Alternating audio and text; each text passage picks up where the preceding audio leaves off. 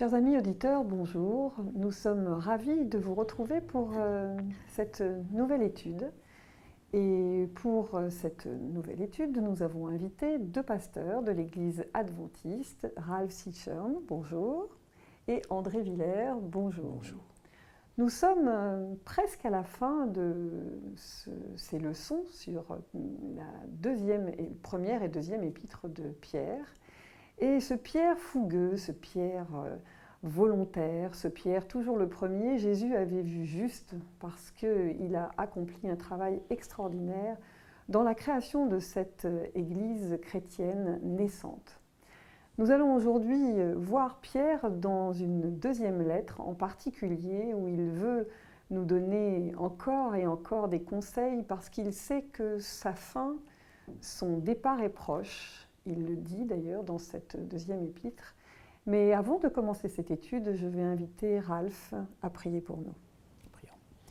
Éternel notre Dieu, merci pour ce privilège que tu nous donnes d'être là pour nous pencher sur cette leçon si riche et que nous puissions ensemble avec les internautes pouvoir approfondir et comprendre ce que tu as à nous dire, quelque chose nécessaire pour chacun de nous. Au nom de Jésus. Amen. Amen. Amen. Oui, alors comme je le disais en introduction, mise en garde, il veut prévenir ce peuple, il veut les avertir parce qu'il sait qu'il y aura des dangers, il sait que ce ne sera pas un chemin facile. Et alors si, première question que j'aimerais vous poser, il parle en particulier du jour du Seigneur qui viendra comme un voleur, donc c'est pas très rassurant, et il a une vision particulière de ce jour qui vient. Quelle est la vision de Pierre dans l'attente ? La vision de Pierre, c'est en somme ce qui se passe, c'est pour ces personnes, ces chrétiens, ces judéo-chrétiens, pagano-chrétiens qui attendaient.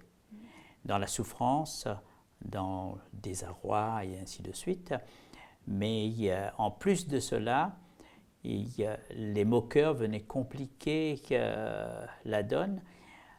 Les fidèles attendaient, mais les moqueurs avançaient, disaient qu'il n'y aura pas de changement depuis le commencement, ça ne tient pas debout ce retour de Jésus.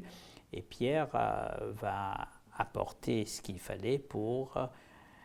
il ne s'adressait pas aux moqueurs, mais surtout à ces chrétiens qui attendaient dans l'attente et comment devait se passer l'attente et le comportement du chrétien face à ces moqueurs et puis ce que ces moqueurs avancent comme se disant que le retour du Christ, c'est quelque chose de farfelu. Il faut savoir aussi qu'ils étaient aussi dans une époque très difficile, une époque de persécution. Et il y avait, Pierre lui-même va mourir de sa foi. Donc cette espérance était importante pour eux parce que c'est aussi la délivrance qui arrive. Mais cette délivrance, elle semble déjà à leur époque tarder. Que devrions-nous dire nous maintenant, hein? Et pour Pierre, c'est aussi de dire aux chrétiens, parce qu'il s'adresse aux chrétiens, la lettre est envoyée aux chrétiens, c'est de dire « restons fermes, quoi qu'il arrive ». Ce n'est pas parce qu'il y a des gens qui se moquent que ce que Jésus a dit est faux. Ce n'est pas parce qu'un homme se moque de la parole de Dieu qu'elle est fausse. D'autant plus que pour nous, de nos jours, on a cette affirmation, hein. Pierre dit qu'il viendra des moqueurs dans les derniers temps. Nous sommes dans ces époques et les moqueurs sont là. Donc ça ne fait que confirmer ce qu'a dit l'apôtre. Donc quand on voit des moqueurs, on devrait au contraire se réjouir quelque part. Si on peut voir les choses comme ça, c'est pour dire que la parole est accomplie. En somme, Pierre dit ce qui arrive, ça a été prédit. Donc on a déjà annoncé que cela viendra. Voilà, c'est là maintenant, c'est le comportement. En somme, Pierre ici s'adresse à mentionne deux catégories des personnes face au retour. Ceux qui vont attendre et ceux qui ne vont pas attendre, qui vont rejeter. Il y a l'idée qu'il y aura un retour. Mais il pourrait ne pas croire en cet avènement, en ce retour, et ne pas perturber ceux qui veulent croire. Ce qui est gênant, c'est qu'ils disent, on le voit dans 2 Pierre 3, où est la promesse de son avènement, car depuis que les pères sont morts, tout demeure comme dès le commencement de la création. Je crois qu'ils attendaient un retour imminent. Le mot moqueur ici, en grec, donne l'idée des personnes, c'est de l'enfantillage. Ouais. On ferme les oreilles, on vous tire la langue, on se moque de vous. C'est un peu cette idée-là. Oui. Maintenant, ce que ce texte veut nous dire aussi, c'est que s'il y a des moqueurs, c'est parce qu'il y a des gens qui témoignent de leur foi. Ils sont confrontés, parce qu'ils témoignent de leur foi dans le retour de Jésus, il y a des gens qui réagissent et qui se moquent. Si on ne témoigne pas, personne ne vient se moquer. Et ça montre ici que Pierre, ce qu'il entend par l'attente, ce n'est pas une attente attentiste. C'est-à-dire c'est une attente dans le témoignage, dans l'expression de la foi. Et c'est pour ça qu'il va y avoir une réaction. Oui, et qui va à contrario un peu de cette attente dans la crainte dont on nous parle souvent. On entend souvent une attente dans la crainte, dans la peur, et qui pourrait nous faire même redouter le retour de Jésus. La crainte, elle doit être pour ceux qui ne croient pas au retour de Jésus, mais pas pour ceux qui croient, qui doivent attendre dans la foi, comme on le disait, dans la confiance. La parole nous dit que Jésus revient pour ceux qui l'attendent, pour leur salut. Donc si on a la foi, le retour de Jésus n'est pas quelque chose de dramatique, au contraire, c'est la libération de ce monde de souffrance. Et à chaque fois, il y a jour du Seigneur et voleur, il y a toujours cette mise en garde. Parce que le jour du Seigneur, pour ceux qui attendent et ceux qui n'attendent pas, ce n'est pas le même jour. Oui, cette notion de comme un voleur, ce mot comme un voleur. Et le mot grec fait la différence. Vous avez le mot kleptomane, kleptes, on prend par surprise. Mais l'autre mot grec, c'est en somme les brigands du grand chemin qui vont agir en plein jour, les hold-up en plein jour. Donc le mot grec ici est important dans le sens que c'est par surprise. Ça va venir vous prendre par surprise, attention. Ça arrive tout à coup au moment où on ne s'y attend pas. Quand on parle du voleur, c'est le voleur qui va venir alors qu'on ne s'y attend pas. Le voleur la nuit. Voilà. Oui, la nuit en plus. La nuit, mais là il peut venir dans le jour aussi. Aujourd'hui, ce n'est pas le même voleur. Mais ce que, comme tu le disais, ce que Pierre veut dire, c'est que le retour du Seigneur va surprendre. C'est la surprise. On ne s'y attend pas. D'ailleurs, Jésus en parle un peu dans la parabole des 10 vierges, parce qu'elles sont toutes assoupies et elles sont toutes surprises par l'arrivée de l'époux. Donc ça montre bien que même les croyants eux-mêmes sont surpris. Donc le retour de Jésus surprend. C'est ce qu'il veut dire. Jésus ne vient pas comme un voleur pour trafiquer et faire des choses malsaines. C'est pas ça. L'idée, c'est comme on n'attend pas le voleur, on n'attend pas Jésus. Comme Paul dit dans 1 Thessaloniciens 5,4, « Mais vous, frères, vous n'êtes pas dans les ténèbres, pour que ce jour vous surprenne comme un voleur. » Voilà, parce que justement, on a été mis en garde. Et c'est vraiment le travail de Pierre ici qui veut absolument les prévenir. Vous allez être déstabilisés, peut-être par des moqueurs. N'écoutez pas, parce que vous avez cette assurance que si Jésus a dit qu'il reviendrait, il reviendra. Alors, nous parlons de la création et je trouve que c'est intéressant de faire un lien aussi sur cet aspect du sabbat que nous gardons. Nous le gardons selon quelle autorité? Et encore une fois, est-ce que c'est seulement par crainte, comme la crainte d'être surpris par le retour de Jésus, ou est-ce que c'est une volonté, j'ai envie de dire même une joie de garder le sabbat? Pierre ici, Pierre Pierre ici fait en retour en arrière à la création, 7 jours, sortant ex nihilo de l'eau, et puis fait aussi allusion au déluge, la destruction.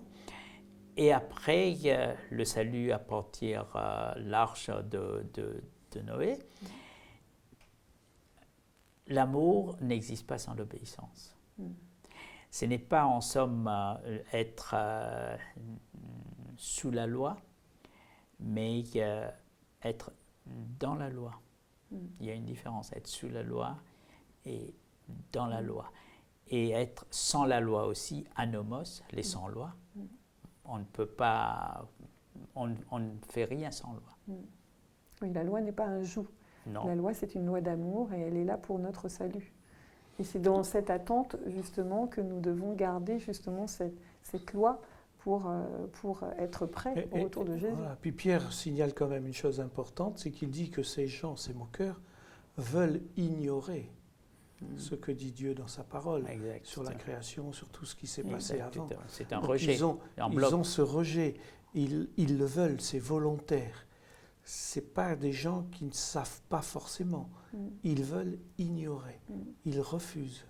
Il faut mettre derrière, c'est pas seulement une loi, 4e commandement nous dit de le faire, mais toute la pédagogie, la richesse, l'adoration, ainsi de suite derrière. Le repos, ne serait-ce que le repos. On vit dans des vies qui sont des vies tumultueuses, des vies dans lesquelles on n'a pas le temps de respirer. Le sabbat, c'est vraiment un temps de respiration pour le corps, pour l'âme, pour le chrétien, pour la famille. On a gardé quand même ce jour hebdomadaire de repos dans la société. Il existe, mais on n'a pas voulu garder celui que Dieu a donné. Oui, ça c'est vrai. Alors, quelle doit être la motivation du chrétien, de ce chrétien qui est dans l'attente? Quelle est sa motivation? Ça me fait penser à une histoire. Un petit garçon, on a demandé à un jeune garçon, quel âge as-tu? Il dit, j'ai 12 ans, bientôt j'aurai 13, et puis 14, 15, et ainsi de suite. Ce désir de grandir, ce désir d'avancer, de progresser. Et Pierre, justement, écrit cette lettre pour donner cette motivation de grandir, d'avancer, de progresser. Oui. L'attente du retour de Jésus, ce n'est pas quelque chose de passif. C'est quelque chose qui se vit, quelque chose de positif. Alors, on parlait tout à l'heure du fait de témoigner, ça provoque des réactions, mais le témoignage provoque aussi des conversions. Et c'est pour cela que le chrétien témoigne. C'est pour permettre à d'autres de comprendre, de découvrir et d'obtenir le salut. Hein? Pierre le dira un peu plus tard que le Seigneur patiente justement pour cela. Donc notre rôle à nous, c'est de faire en sorte que tous ceux qui pourront accepter, eh bien, puissent accepter. C'est pour ça que cette attente, elle est vivante, elle n'est pas statique. C'est quelque chose qui bouge. Hein? En plus, c'est une relation d'amour, quelque chose de très fort, de puissant. Il y a un moteur, l'apôtre Paul disait, hein, l'amour du Christ nous presse. On a l'amour des hommes, des femmes, de la société, enfin des gens qui sont dans la société. On voit les gens autour de nous et on se dit, que feront-ils face au jugement? Où seront-ils? Dans quelle situation? Qu'est-ce que je fais pour les aider? Et c'est cela qui va nous motiver, c'est parce que touché par l'amour de Dieu, quand on voit ce que Dieu a fait pour moi-même déjà, ce qu'il a fait pour moi, pour mon salut, et que je sais que ça, il l'a fait pour chacun, et que chacun ne le sait pas, il faut pouvoir leur dire. Alors maintenant, bien sûr, il y a façon de dire, on pourrait encore discuter là-dedans, mais la motivation du chrétien, c'est de pouvoir annoncer. Alors, on parle de cette motivation, dans ce désir de témoigner. Est-ce qu'on peut aussi parler de croissance, de recherche, de mieux connaître Dieu, la croissance spirituelle? L'Évangile contribue à notre croissance spirituelle, à notre maturité spirituelle. Là où il y a l'Évangile, il y a le progrès. Donc il y a l'attente et la progression. Et cette motivation de grandir dans cette maturité spirituelle, Pierre ici, justement, encourage ces chrétiens à ne pas seulement attendre dans l'inactivisme, mais à attendre dans cette vigilance face à cette mise en garde. Ben, le témoignage nous amène à nous poser des questions, parce qu'on nous en pose. On parlait de ceux qui disent quelle est la situation n'a pas bougé depuis que les pères sont morts. Donc automatiquement, ce genre d'interrogation va nous amener à réfléchir. Est-ce vrai, est-ce faux, etc. Pourquoi c'est comme ça, pourquoi c'est pas autrement? Et le fait de témoigner nous fait grandir, parce que nous sommes obligés de nous centrer sur le message de Dieu, de l'approfondir, pour pouvoir apporter une réponse adéquate. Pour rester éveillé. Et ça nous permet de rester éveillés. Ouais, si on ne témoigne pas, on s'endort. Oui, et on trouve les réponses dans la parole. Donc ça nous oblige à étudier davantage quand on est confronté. Et dans la vie de tous les jours, un accident est vite arrivé, un moment de somnolence, et boum. Donc c'est que Pierre ici, il dit attention. Oui. Attention de vous endormir, quoi. Il faut rester toujours éveillé spirituellement. Pour être, il faut vraiment être conscient du danger. Oui, le danger serait d'être sur des évidences, le retour de Jésus, le salut, la vie éternelle. Tout ça est très joli, mais pas l'approfondir. Le fondement de tout ça, c'est alors quel comportement? On parle de témoignage, on parle de développement spirituel. Qu'est-ce que ça va induire dans mon comportement de tous les jours?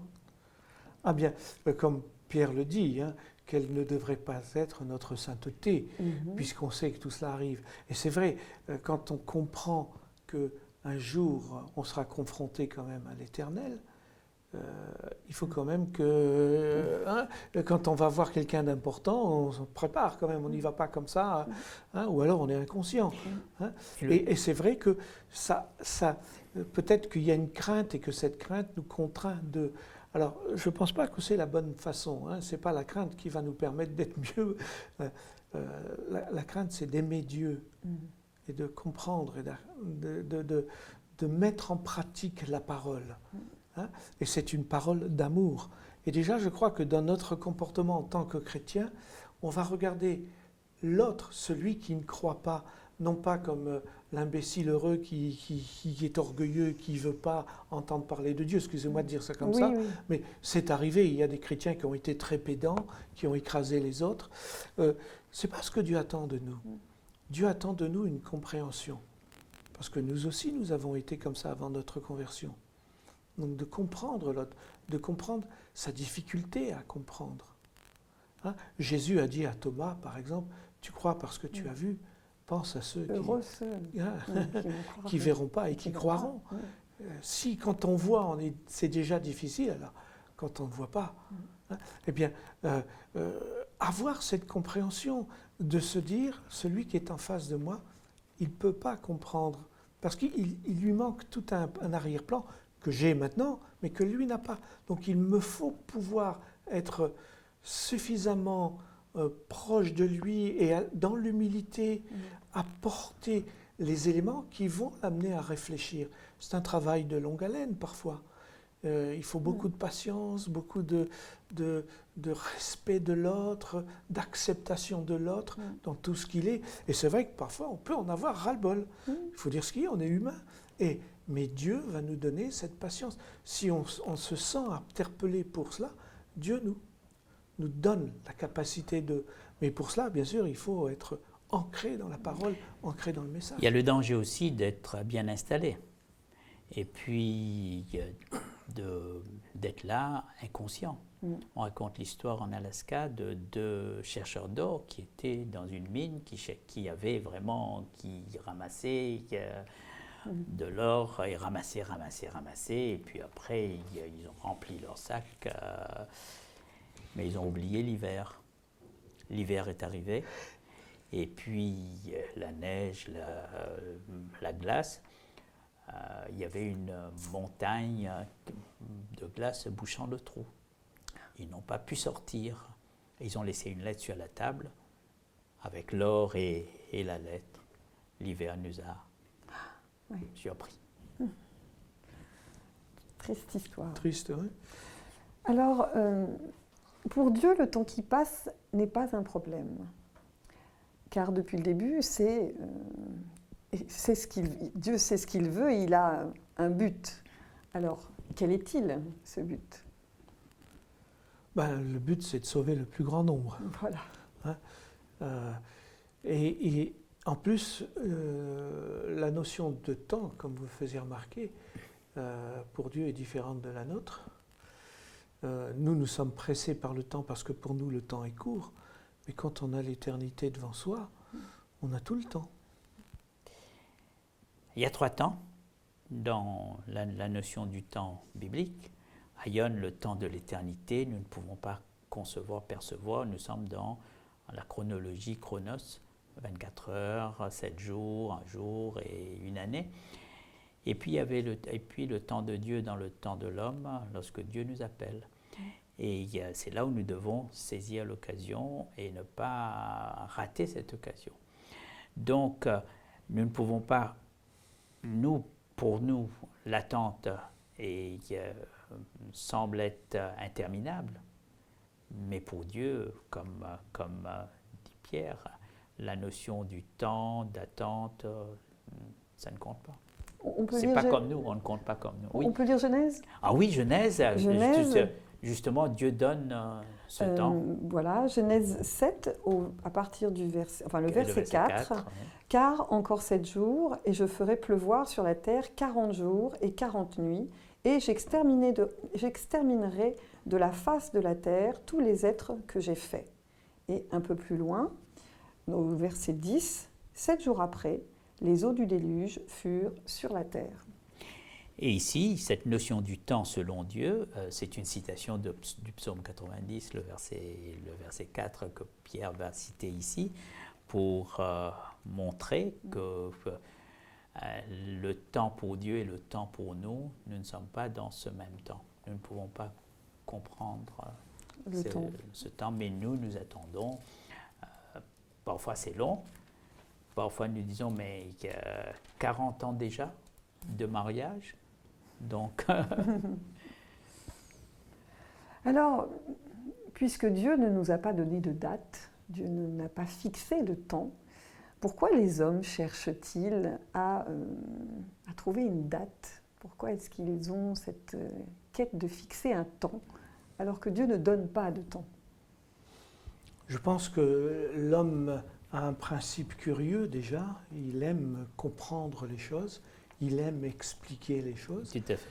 Et nous sommes, nous, dans le temps. Donc nous avons besoin de repères dans le temps. Et c'est difficile pour l'être humain de se trouver avec une promesse sans une date.